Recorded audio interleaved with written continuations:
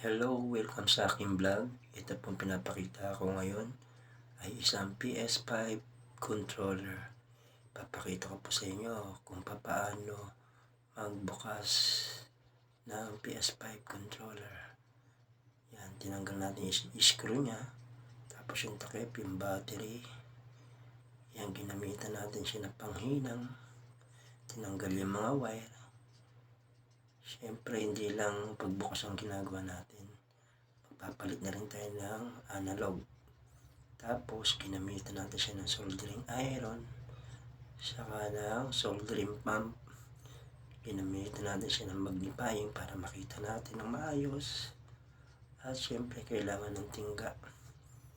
Yan, ganito lang guys ang pagbukas ng PS5 controller. Yan, support niyo po ako. Sana huwag po kayo magsasawa para lagi po tayo updated sa mga gagawin natin. Yan ang ginagawa natin ngayon.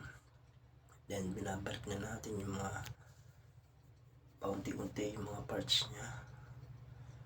Yan, makikita niyo po. Lagi lang po kayo manonood sa vlog ko para marami kayo matutunan. At matutuwa rin po kayo sa akin. Yan, binandik na natin yung mga ano niya, yung mga screw, tapos yung mga takip, battery, wire. Yan. Siyempre ginamitan din natin siya ng screw, Phillips screw, maliit. Ito na siya.